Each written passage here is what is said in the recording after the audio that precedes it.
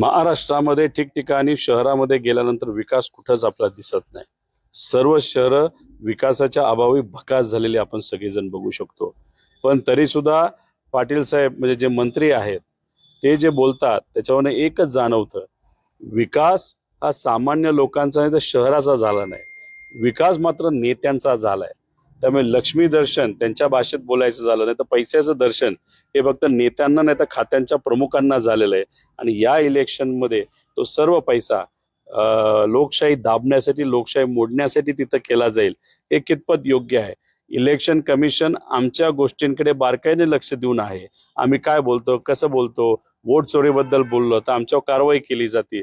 आणि दुसऱ्या बाजूला सत्तेत असणारे मंत्री अशा पद्धतीने लक्ष्मी दर्शन नाही तर पैशाचं दर्शन म्हणजे इलेक्शनच्या काळात आम्ही पैसा वापरू हे जर प्रत्यक्ष बोलत असेल आणि इलेक्शन कमिशन शांत बोलत असेल, एकच म्हणावं लागेल, इलेक्शन कमिशनचा मालक जर आज कोण असेल तर भाजप मित्र पक्ष आहेत. आणि ह्याच्यात काय होणार आहे तर लोकशाही ही धोक्यात 100% येईल. मुंबई महानगरपालिकेचं इलेक्शन आहे आणि त्या अनुषंगाने भाजपला काय कळतं तर फक्त अशा पद्धतीने राजकारण करणं कळतं. त्यांना विकासाच्या बाबतीत कळणार नाही.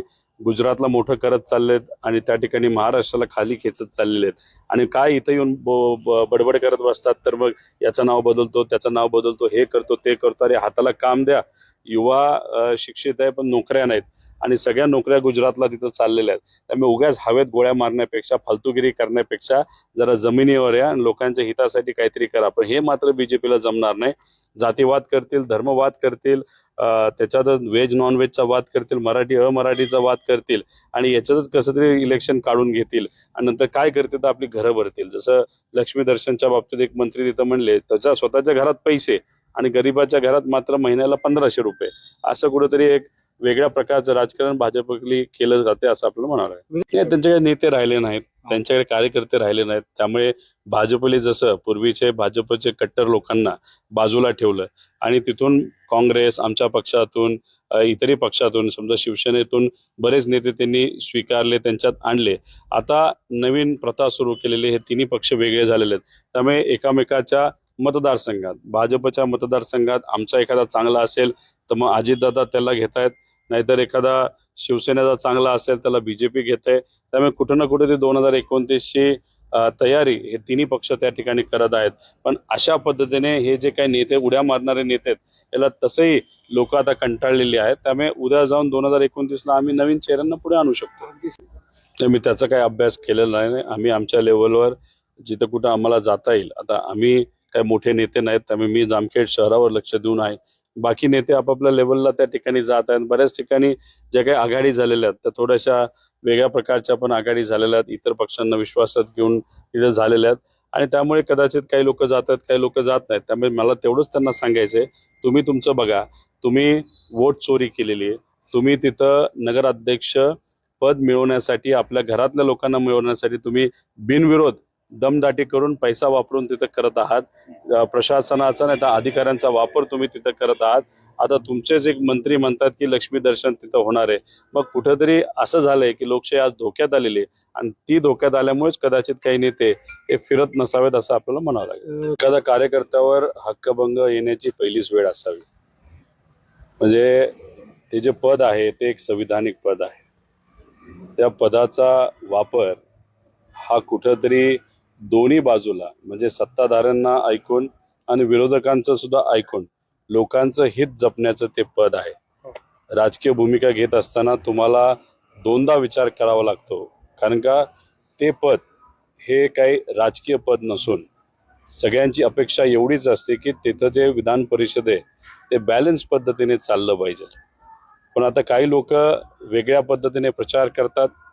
सूर्यकांत नानाचे शब्द, सर्व शब्द चांगले होते, योग्य होते असं मी म्हणणार नाही. हे सूर्यकांत नाना बोलत असताना, या शहराचा विचार करत असताना ज्या पद्धतीने लोक रागवलेले, चिडलेले आहेत, त्याच अनुषंगाने ते सुद्धा कुठेतरी एक चिडले होते की अशा पद्धतीचं राजकारण, अशा चुकीच्या व्यक्तींना तिथं जे काही नगरसेवक पद आहे ते दिलंय ते चुकीचं आहे आणि त्या अनुषंगाने ते बोलले असावेत. पण मग तुम्ही तुमच्या पदाचा वापर, ते सुद्धा जेव्हा आता आचारसंहिता चालू आहे, आचारसंहिता चालू असताना तुम्ही सरकारी हेलिकॉप्टर वापरता. आता प्रचारामध्ये फिरत असताना त्यांची मध्ये गाडी आणि पुढे 2-2 पोलिसांच्या गाड्या, हे खरं तर परवानगी नाहीये. आणि मग अशा पद्धतीने तुम्ही जर करत असाल तर मला एवढंच म्हणायचंय की या व्यक्तीकडे बघितल्यानंतर खरंच संविधानिक पदाला न्याय दिला जातो का असा प्रश्न पडतो. तर याच्या आधी इतिहासामध्ये आपण गेलो तर अनेक असे प्रेसिडेंट होऊन गेले, अनेक गव्हर्नर होऊन गेले, अनेक अध्यक्ष सभापती होऊन गेले, ज्यांनी त्या पदाची गरिमा ही राखलेली आहे. पण ज्या पद्धतीचं राजकारण हे या ठिकाणी करतात तर ते कुठंतरी चुकीचं वाटतं. कदाचित 2019ला जे सूर्यकांत नाना आहेत ते त्यांच्याकडे होते, ते आपल्याकडे आले, त्यावेळेसचा राग आता कुठेतरी त्यांनी काढला.